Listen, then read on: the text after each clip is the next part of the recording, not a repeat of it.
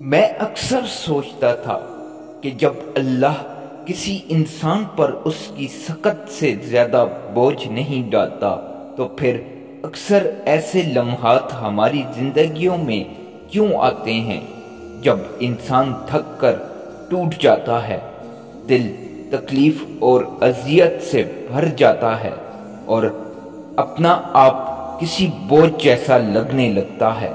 لیکن اب مجھے سمجھ آ گئی ہے کہ ایسا کیوں ہوتا ہے۔ اللہ اپنے خاص بندوں کو چننے کے لیے ان پر آزمائش بھیجتا ہے۔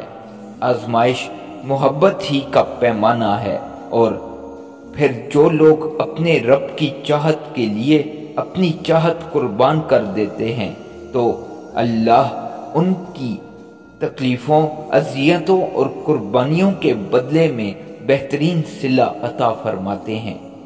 بالآخر کندن بننے کے لیے جلنا تو پڑتا ہے نا۔ حضرت علی رضی اللہ تعالیٰ عنہ فرماتے ہیں، میں نے اپنے ارادوں کے ٹوٹنے سے خدا کو پہچانا، پھر آپ بھی فکر نہ کریں، ایک روشن صبح آپ کی منتظر ہے۔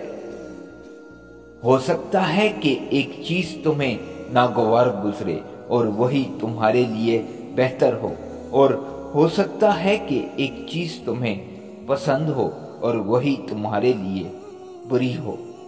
اللہ جانتا ہے، تم نہیں جانتے۔